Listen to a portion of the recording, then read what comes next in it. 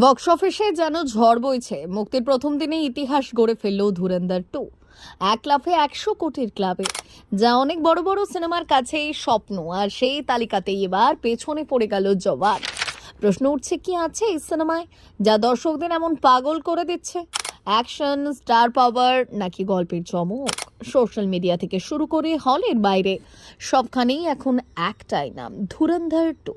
Ticket কাউন্টারে line, record ভাঙার দৌড়, সব মিলিয়ে তৈরি হয়েছে এক সিনেমেটিক ঝড়।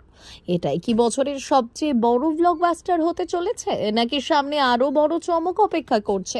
রণবীর সিং এর নতুন ছবি ধুরন্ধর 2। সব থেকে বড় চমক হলো এই রেকর্ড গড়তে গিয়ে ছবিটি পেছনে ফেলেছে জওয়ানের প্রথম দিনের আয়কেও।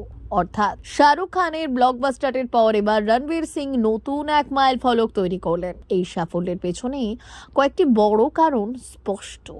প্রথমত, ছবির ব্যাপক স্কেলে রিলিজ, এত সংখ্যক শো মানেই দর্শকের কাছে পৌঁছানোর সুযোগ অনেক বেশি। দ্বিতীয়ত, আগেই তৈরি হওয়া হাইপ ট্রেলার, গান এবং প্রচারে দর্শকদের মধ্যে কৌতূহল তুঙ্গে ছিল।